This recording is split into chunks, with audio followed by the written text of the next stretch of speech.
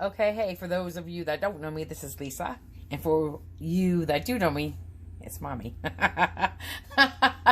Okay, here we go. I'm gonna be making a roast beef in the oven. It's Tina's recipe. Tina, for you who don't know who Tina is, she's my daughter. First of all, let me just salt the potatoes. Okay, you all can critique me. So hold on a minute. I always salt my water for potatoes. You have to.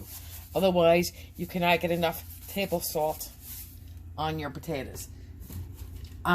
Same thing for macaroni. You have to salt your macaroni water and your rice water. If you do not, you could put a bolt, or even your grits, you could put a boatload of salt on, and it only sits on the surface. So always salt your water. I'm going to put my lid on to speed up the process.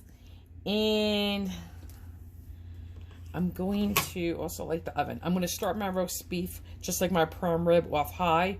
Usually, I'm going to do the roast beef 450 prime rib. I start off at 500, a really hot oven. And here is the roast beef. Ready? Booyah! So anyway, this is Tina's recipe. I've never made a roast beef without red wine and some beef broth. So this is the first time I'm doing it without that. And I'm not putting any onion on it. It's a compound butter with garlic powder, salt and pepper, and minced rosemary. That's what's in there. And then I have chunks to go in there as well. Oh, and I also studied the meat. So I minced up the garlic. I minced up some rosemary. And then I put salt and pepper and garlic powder in with the butter, mixed it all together. Put that on. I also seasoned my meat with salt and pepper. And garlic powder. And then I threw the butter on top. And what else did I do? Oh, so we're going to parboil the potatoes to give them a head start. And then we're going to put them in here. I'm not putting any carrots in today, or onion or celery. Just Tina's recipe is just butter and garlic and rosemary and salt and pepper.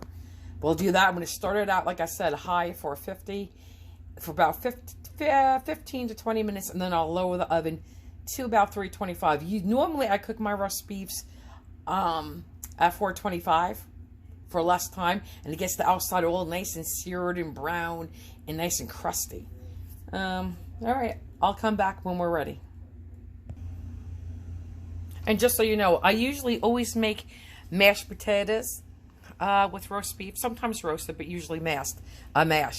So, and when I do this, I'm going to season them with salt, pepper, locatelli cheese, onion powder, garlic powder. There's dried parsley, there's Italian seasoning, and a little oregano. That's what's going to go on these potatoes when they're done. Sometimes I make them with onions, but like today I'm not. So I'll be back when the potatoes are ready to go into the roast beef. Ho, ho, ho. I just lifted this, but they're boiling, but they're still hard. I just want them pre-boiled, well, parboiled. All right, we'll be back when it's ready to mix them and put them in here and stick it in the oven. By the way, guys, I have a new title for my channel, YouTube channel. Do you know what it is? You know how right now it's Life with Lisa? It's going to be Life with Lisa, the Unknown Cook. Or I could say Masked Cook. I'm not going to tell you why, but you will see why. Okay, I'm back. I just strained the potatoes. Now listen to me. These are fork tender. But if for some reason you undercooked your potatoes and they were still a little hard, you could always put either a lid on this, a cover, or a towel, and keep that steam in and continue to steam them for about 15, 20, even 25 minutes, and it will make them softer. So it's okay. And why did I pre-cook? I always parboil stuff. But I'm only going to be cooking my roast beef maybe for about a half hour, maybe 35 minutes tops, because I want it medium rare. So I'm cooking it at high for about 15, 20 minutes, and then maybe about 15 minutes lower. All right, bye. Well, I'm brand new at this, so I meant to keep my video paused, but I didn't, so I'm going to have to see what I'm going to do about this. But I'm going to add my ingredients now. I hope you guys can see, because I really don't know. But we're going to add some butter. That's about a half a stick. I'm going to add just a little bit of olive oil. Just a little bit. If you don't want the flavor of olive oil, you can definitely use a little vegetable oil, grapeseed oil. What else am I going to do? Okay. I'm going to put lots of garlic powder. Lots of garlic powder. You could use as much or as little as you want. I got to watch what I'm doing. Okay. I'm going to add some onion powder. Again, this is to your taste, your tongue, not mine. Okay. I like mine heavily seasoned. Again, I'm going to salt my potatoes. You have to. Okay. Again, as little or as much salt as you want. Potatoes like black pepper, but I don't like too much black pepper. This is some dried parsley.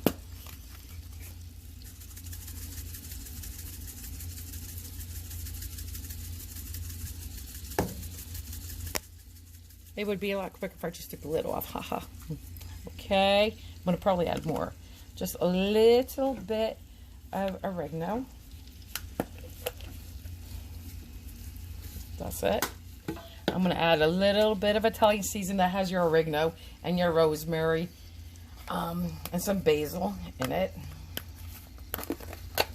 And when you do roast beef, you could do 420. You could cook the roast beef at 425.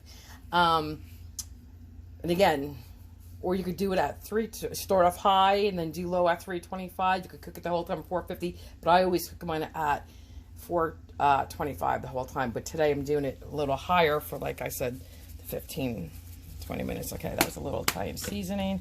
And now you will have to, I have to put the real deal, Locatelli cheese in. Locatelli cheese.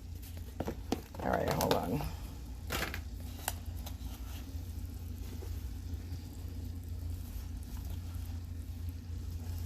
Again, I like mine to have a lot. You could use a little bit. Okay, I'm going to stir it.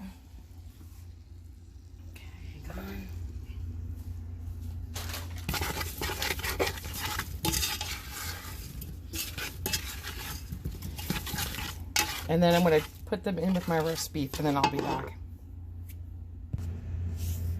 Okay, I don't know how to edit, and I cannot reverse the camera to look at me. But the roast beef and the potatoes in the oven, I'm going to set my timer for 15, 20 minutes, and then lower the temperature.